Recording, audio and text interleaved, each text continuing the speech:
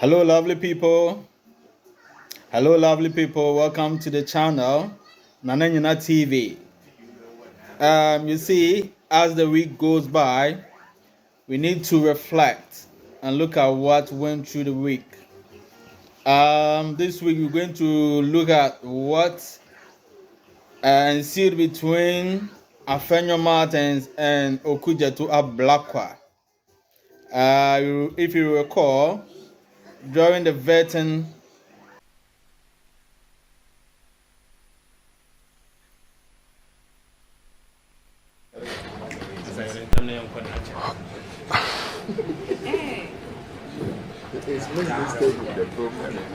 Honorable nominee, let us deal with this combine harvester that you used your car loan to acquire for your constituents. So the use of the combine harvester, do the farmers pay for the use of it? So the Afenyo rice farmers have a cooperative, and they make it's heavily subsidized. So they make a little contribution which they use to service the combine harvester, to buy fuel and all of that. So it's their internal arrangement for servicing and buying fuel.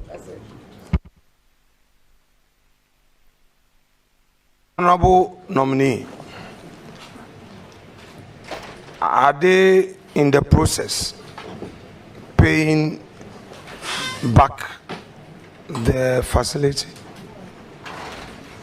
No, they are not to pay back. Respected colleague, let's go to April 8th.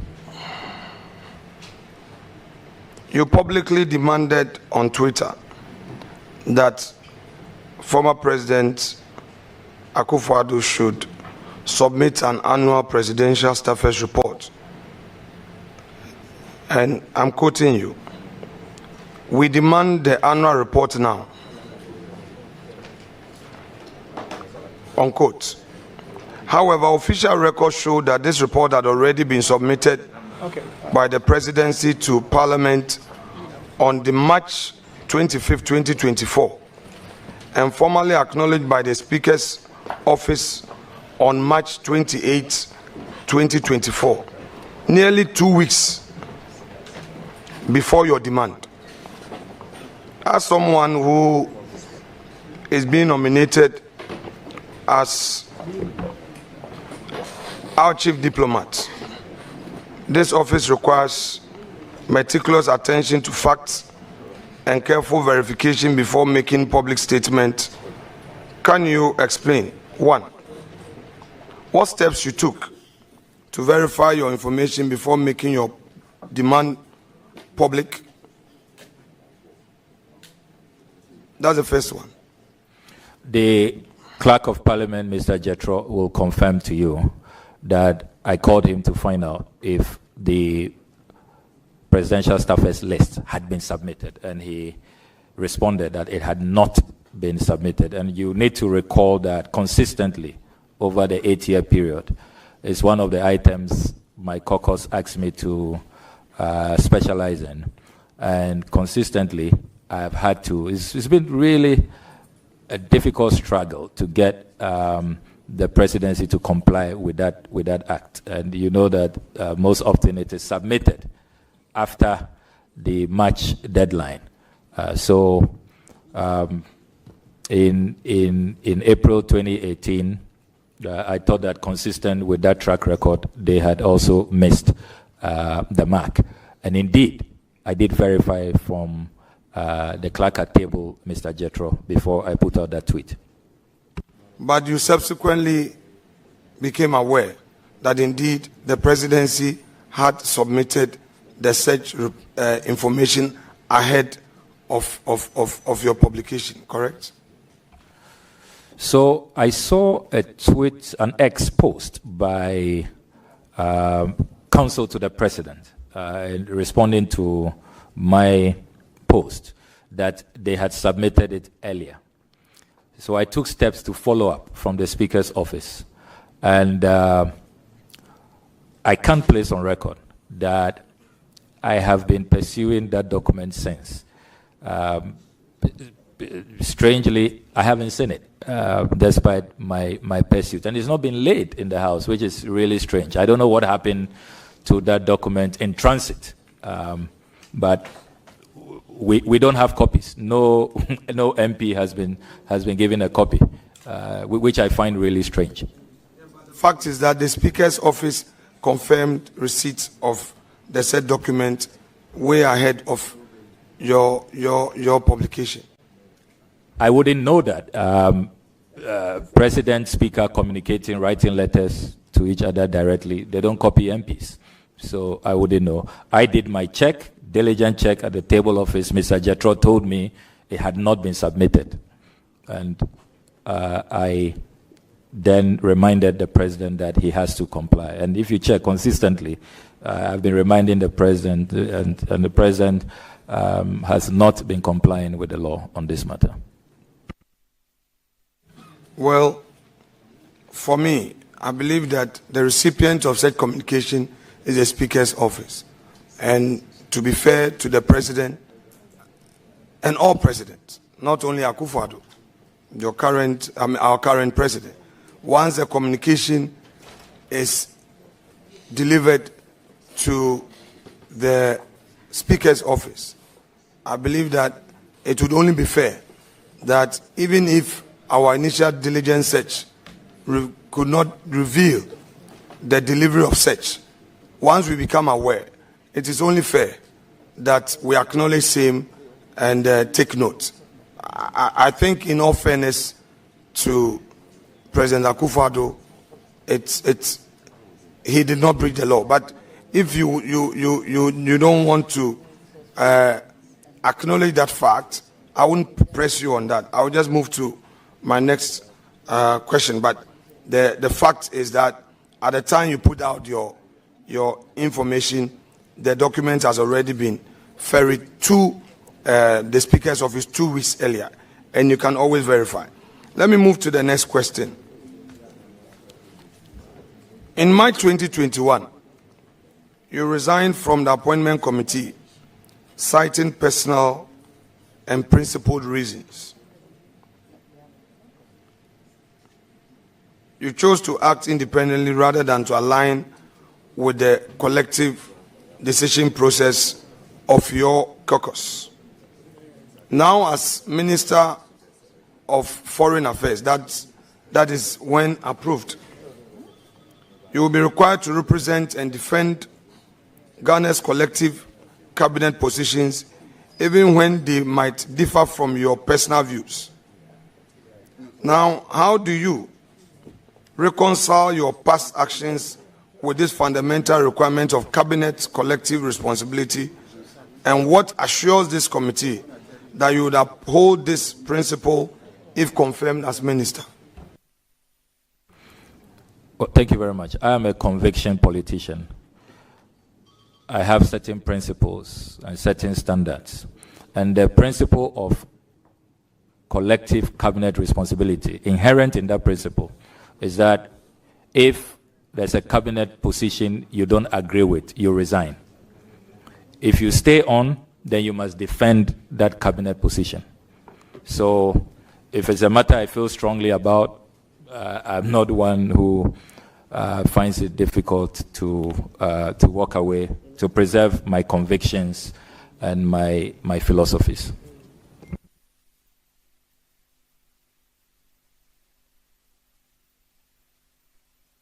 Thank you. Thank you. I refer you to a publication by graphic.com.gh on 12 September 2017, where former Attorney General, Mr. Martin Amidu, documented several instances where you allegedly engaged in confrontational exchanges with senior political figures, including your interactions with him on Isophoton case. Now, let's hear from you. did you engage the former AG with a view to facilitating the payment due Isophoton at the time? Well, thank you very much. At the time, I was Deputy Minister for Information, and I received a petition, came to the ministry, and I'm glad that former Ministers of Information are here. I see the Honorable Mahama Yariga. It is key to the mandate of the Ministry of Information to receive feedback and ferry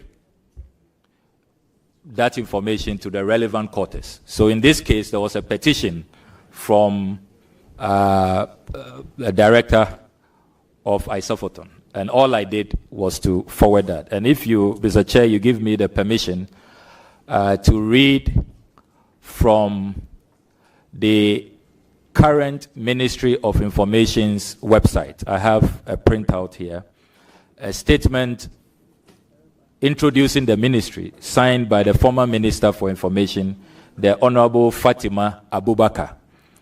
And she states here, and Ghanaians who are watching can log onto the website of the Ministry of Information, which is appears to be now defunct, by the way.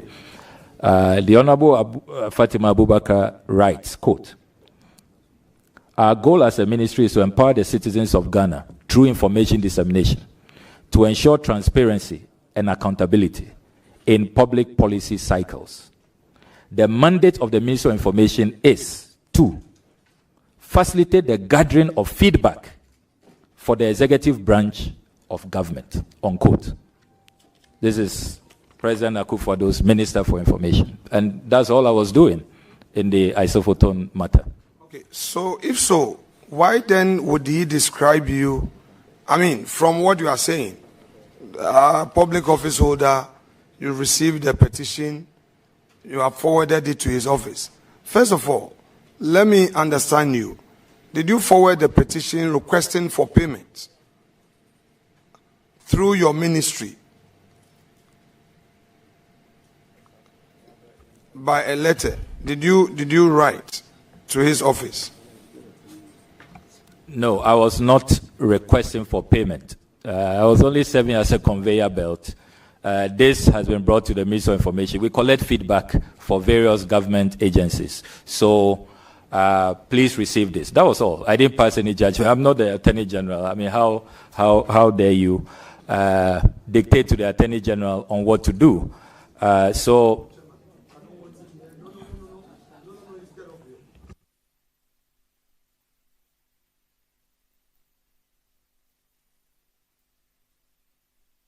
Now, members, let's make progress. So, if you only ferried the letter to him, why would he therefore describe you as uncouth and somebody who has been insulting elders? Because he stated so. I mean, if there was no verbal engagement, but just a letter you wrote, how would he give you such a description? Well, first of all, I would like to see that publication because it on the 12th September 2017. It's still online, so you can peruse it. That's why I wanted clarity. That what was the mode of interaction, and you have said it was through a formal letter you sent to his office regarding the petition you received from Isophoton, meaning you didn't phone him to talk to him. So if you didn't do so, how he gave you this description is why I want to know your view on it. I mean, fortunately, I've been Honorable member. I've been in the public space. Honorable member, hold it. The question is a bit nebulous. How somebody have a view about you, you may not have control over it. So the question is either rephrased or overruled.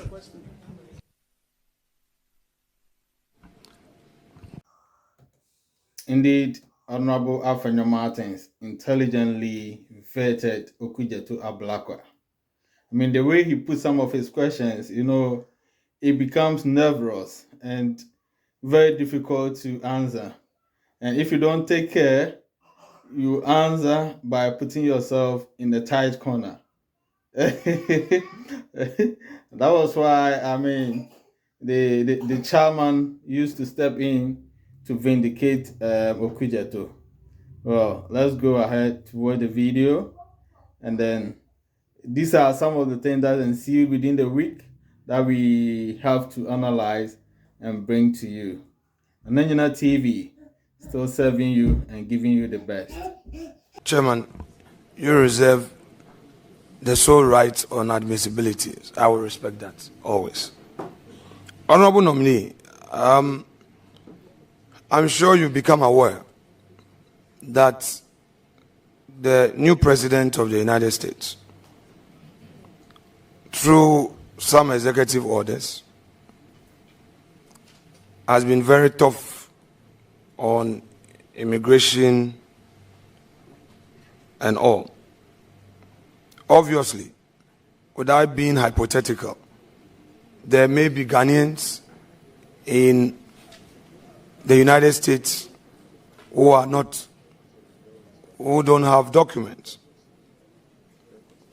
How prepared are you for possible mass deportations, considering the situation we find ourselves? Share with us some strategies you intend to put in place to warmly see our compatriots safely back to Ghana.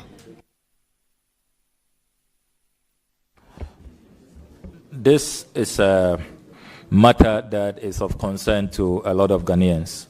And since my nomination, I have diligently inquired from the Ministry of Foreign Affairs what the status is. There have been publications that about 6,200 Ghanaians will be affected. But from the brief that has been shared with me from the officials at the Ministry of Foreign Affairs, they allay fears that the numbers are not that high, and that currently the official communication the ministry has received from Washington is 156, not 6,200, 156 Ghanaians who face imminent deportation. And indeed, they indicate that about 40 of them have been asked to be, they've asked our mission in Washington to process those people expeditedly to be deported. It's clear that President Trump is really serious about this, his executive order. If you follow what happened to the Colombians, when the Colombian president refused to accept Colombians who were being deported, we saw that immediately President Trump announced trade sanctions, and Colombia has had to retreat. So I think that the strategy that we should deploy as a country is to ensure that our missions abroad extend consular services to all of these persons. They are our compatriots. We must be concerned about their welfare. And if we have to give them legal assistance, that's why earlier I talked about the consular fund. We need to quickly populate that fund. And I'm happy that the distinguished Minister of Finance is here as we work on the 2025 budget. It is a line item I will really be appealing to his ministry to approve, so that we would have a consular fund for the first time, so that that fund will be available, legal support, consular assistance. At least let's do our best so that if they have a case to remain in those countries, they stay. And then if they have to be received by us, it is also done in a humane way, that respects their rights. So we are not going to leave them there to struggle on their own. We will let them feel and know that the government of Ghana, the people of Ghana, care about their plight, and that we are doing our best to extend to them consular assistance.